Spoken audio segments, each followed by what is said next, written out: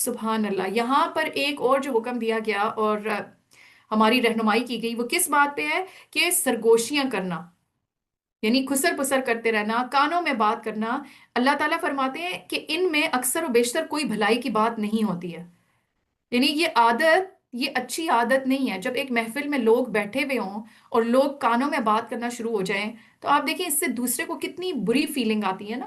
اور بعض دفعہ ہمارے بچوں کے اندر یہ عادت ہوتی ہے، ہمیں چاہیے کہ ان کی بھی ہم تربیت کریں کہ ٹھیک ہے اگر کوئی شرم والی بات ہے اور بچے نے آپ سے کرنی ہے، سب کے سامنے نہیں کر سکتا، وہ کان میں کرے، اٹس ڈفرینٹ۔ لیکن اگر اس نے ایک عادت ہی بنا لی ہے کہ جب سب لوگ بیٹھے ہوں تو کان کے ساتھ بات کرنا، اور خاص طور پہ جب بچے تھوڑے سمجھدار ہو جائیں تو ان کی تربیت میں شروع سے یہ بات ڈالیں کہ محفل میں جب سارے لوگ بیٹھے ہوتے ہیں تو کانوں میں اس طریقے سے کانا پوسی کرنا یہ کوئی اچھی عادت نہیں ہے، اور اس میں قرآن نے اس سے منع کیا ہے۔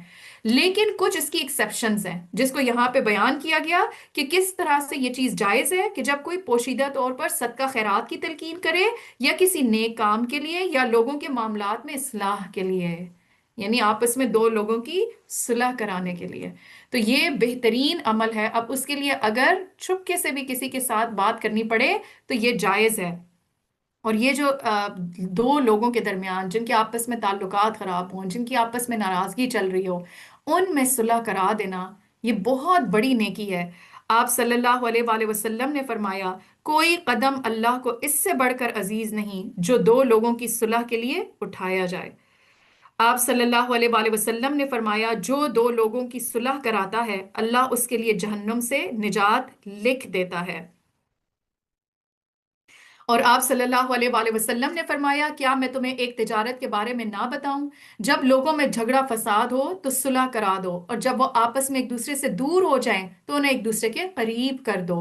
کتنی خوبصورت ہے نا یہ حدیث۔ آپ صلی اللہ علیہ وآلہ وسلم نے فرمایا صلح کروانا بہترین صدقہ ہے۔ تو اب آپ دیکھیں یہاں سے کتنی بڑی فضیلت پتہ چلتی ہے کہ جہاں پہ تعلقات کی خرابی ہو ادھر ہمارا رول کیا ہونا چاہیے کہ دو لوگوں کو ایک دوسرے سے غلط فہمیوں کی وجہ سے ان کے درمیان جھگڑا ہو گیا ہے، دوری آ گئی ہے، اب ان کو ایک دوسرے سے قریب کیا جائے۔ ہم یہ دیکھیں کہ ہمارا معاملہ کیا ہوتا ہے۔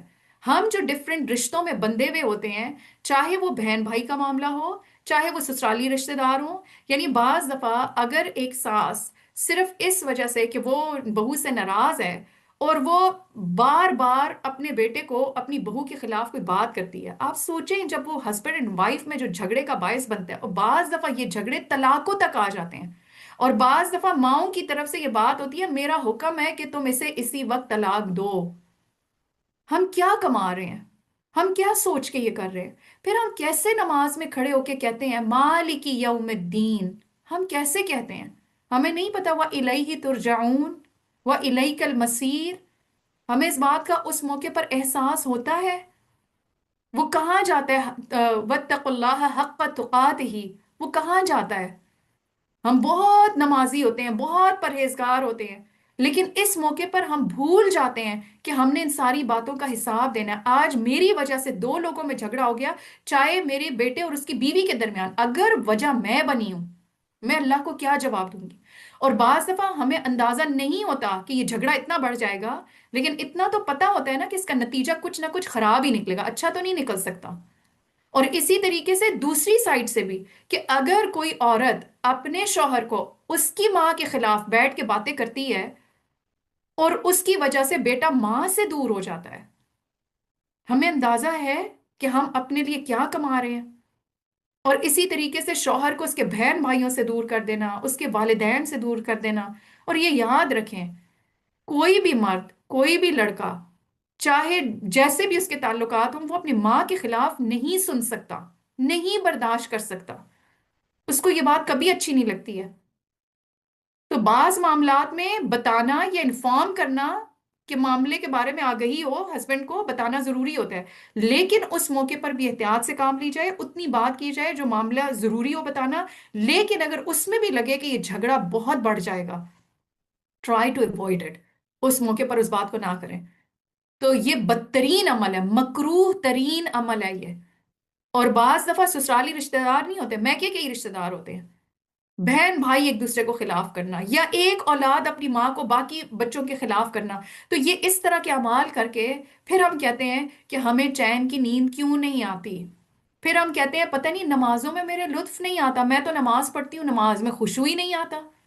پھر ہم کہتے ہیں کہ اچھا یہ جو آتا ہے اللہ بذکر اللہ تطمئن القلوب، میں تو اتنا ذکر کرتی ہوں، میرے دل میں تو اطمینان نہیں آتا۔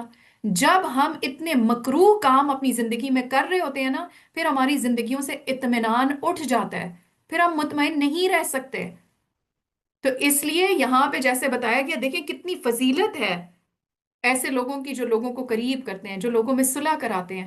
اتنا ہی مکروہ کام ہے جو لوگوں کو ایک دوسرے سے دور کرتے ہیں۔ آپ صلی اللہ علیہ وآلہ وسلم نے فرمایا آپس میں جھگڑا کروانے والے کا آپس میں جھگڑا کروانا دین کو مونڈ دیتا ہے، دین کا ہی صفایا ہو جاتا ہے وہاں سے۔